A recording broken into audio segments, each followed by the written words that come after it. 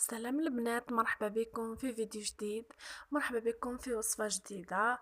وصفة تاع اليوم وصفة سهلة بزاف كامل تحتاجوها، خاصة في شهر رمضان المبارك، بما انه راهو على الابواب. ان شاء الله ربي يجيبوه على خير وتصوموا بالصحة والهنا يا ربي. الوصفة هذه راح يحتاجوها بزاف بنات، خاصة المبتدئات اللي ما يعرفوش. انا هنايا للامانة جبتو بطريقة سهلة جدا، وراح نحضره بالفول السوداني فقط، يعني ما نحضروش باللوز. الوصفة الأصلية يعني راهي باللوز، ولكن أنا هنا جبتها لكم بالكاوكاو. راح نشوفوا كيف نحضروا هذه الوصفة. صدقوني جربوها على ضمانتي، وراح نعطيكم كامل الأسرار اللي راح تخليكم تنجحوا في هذه الوصفة. أول شيء هنا عندي كمية من الفول السوداني. هنا راني شريت بالكوكب بقشورو، كاين اللي تحب تشريه بلا قشور يعني، راهو متواجد في الاسواق.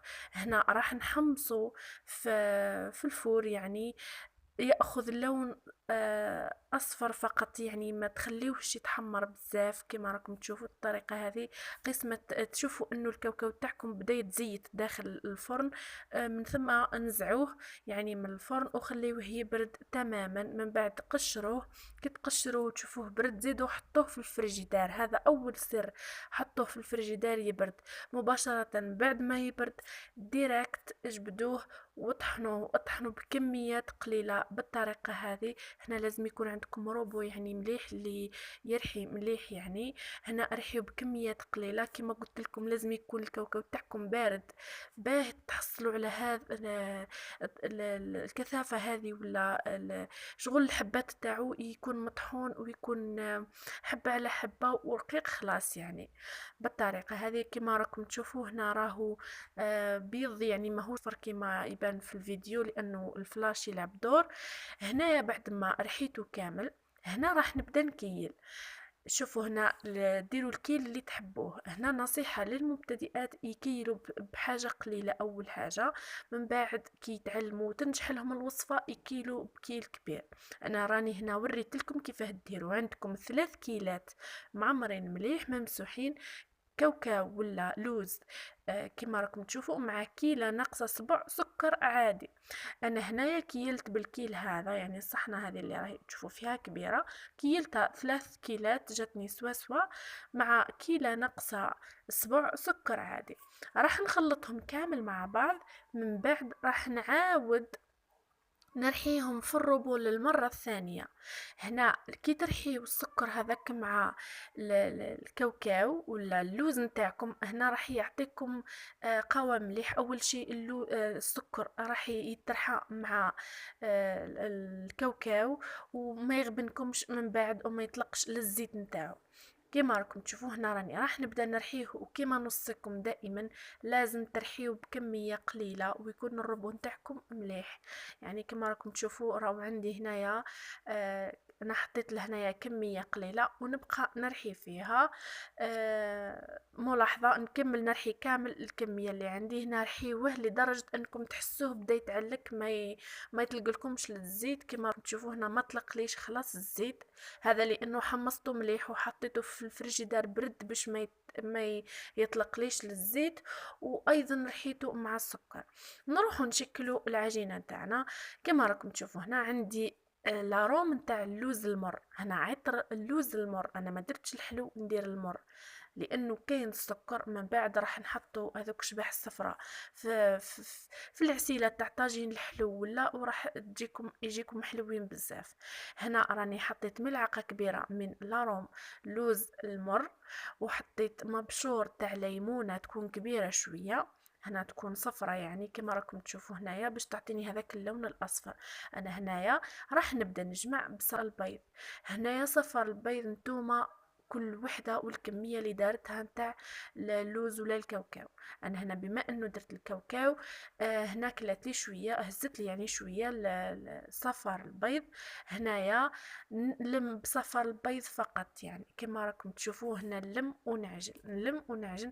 ما نعجنش لدرجه اني نخرج الزيت نتاع الكاوكاو، نلم فقط يعني بالطريقه هذه. كما راكم تشوفوا هنا خذات لي 6 صفار بيض. يعني انا الكميه اللي استعملتها تاع الكاوكاو هي 700 غرام كاوكاو. كما راكم تشوفوا هزت لي 6 صفار بيض، عفوا صفار البيض. كما راكم تشوفوا لهنايا لميتها. نعجنها شويه. هنا ما تعجنوهاش لدرجه انكم تخرجوا لها الزيت، عجنوها شويه قيس ما السكر هذا كي يعني يدخل مليح.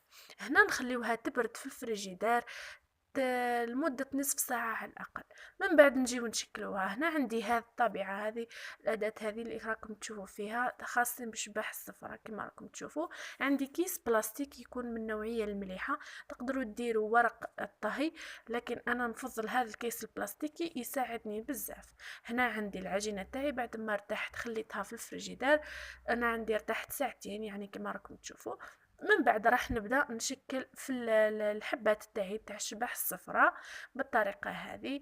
راح نطبعهم ونخليهم يرتاحوا، يعني نطبع كامل الكميه اللي عندي من بعد ونخليها ترتاح يعني بالطريقه هذه. كما راكم تشوفوا هنايا اطبعوا بالاشكال اللي تحبوا. انا عندي اشكال فرديه وعندي هذا الاداه هذه اللي شريتها راهي متواجده في الاسواق، يعني الاسواق.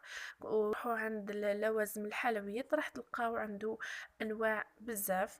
انا شريت هذا النوع. راح ندير يعني ما كانش عندي مول اللي نطبع به يعني دائري والبيضاوي. هنا كان عندي كشغل دي بوشون هكا نقيتهم ومن بعد طبعت بهم عادي يعني لا حرج بالطريقه هذه. عندي ايضا هذه الحبات هذو كما راكم تشوفوا هنايا. بعد ما طبعت كامل هنا نطبع ونحط الصحن اللي تحطوا فيه ايضا حطوا ورق الطهي او كيس بلاستيكي يعني كما راكم تشوفوا هنايا، لانه الحبات نتاعكم كي تحطوهم في الصحن ديريكت راح يلصقوا لكم وراح يفز الشكل نتاعهم عفوا. يعني من الافضل انكم تحطوهم في فوق ورق الطهي. هذه هي النتيجة بعد ما طبعتهم كامل هنايا بالطريقة هذه. نطبعهم ونخليهم على جهة. نروحوا باش نقليو الحبات نتاعنا تاع شبح الصفراء. كما راكم تشوفوا هنا جبت البيض اللي بقالي من هذوك الصفار. انا استعملت الصفار في العجينة والبياض خليته باه نقلي به. هنا استيس لازمكم البياض ما تخفقوهش، لانكم كي تخفقوا البياض راح يتشكلوا عندكم كيما نقولوا حنا فقاعات هذوك كي تقليو الحبات نتاعكم. هنايا مجرد ما تحطوا الحبة ونزعوها وحطوها فوق ورق شفاف يعني يمتص هذاك البياض الزائد. اقليو بالكمية يعني ما تزربوش، مش تحطوهم كامل ومن بعد تقليو.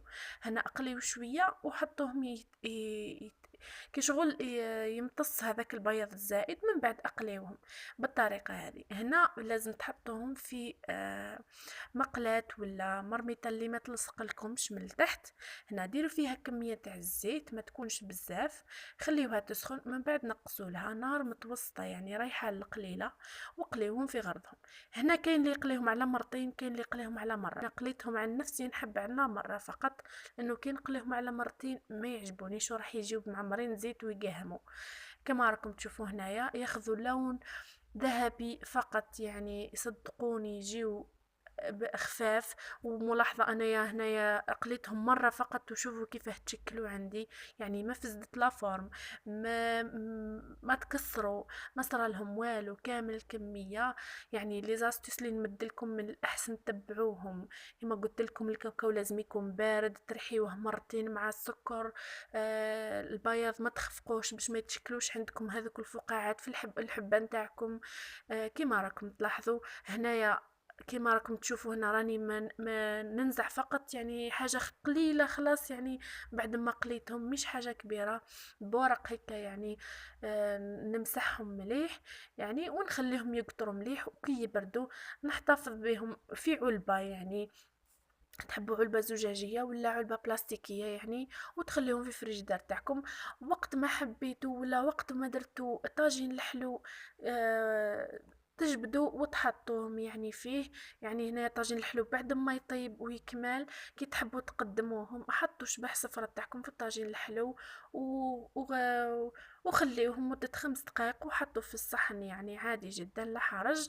اذا هذه هي الوصفة نتاعي، ان شاء الله تكون عجبتكم، ان شاء الله تكونوا تاخذوها بعين الاعتبار. نتلاقاو في فيديو جديد، مع السلامة حبيباتي.